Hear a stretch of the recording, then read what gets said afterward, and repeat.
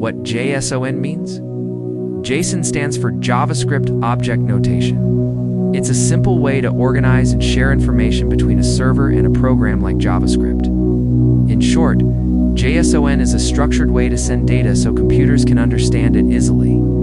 Easy way to imagine JSON. Think of JSON as a box with labels. Each label tells what's inside. Example, idea, name, Anna, age 25, country, Romania. If you send that data over the internet, JSON wraps it neatly like a small list with tags and values, easy to read and process. Why JSON is used? Because it's easy to read for humans and computers, lightweight, sends fast over the internet. Universal, works with almost any programming language. Standard, almost all web apps use it where JSON is used.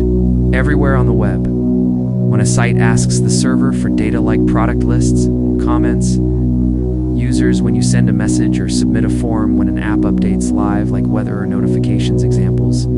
Facebook gives posts and comments, YouTube gives videos and suggestions, online shops gives products and prices. How fetch and JSON work together.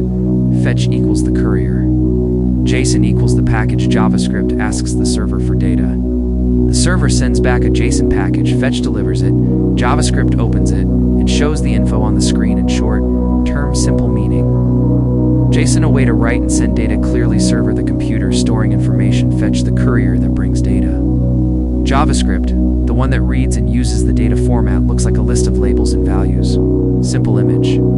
JSON is like a labeled box that says exactly what is inside a package of information traveling through the internet. In one sentence, JSON is the language computers use to exchange data. Simple, organized, and easy to understand.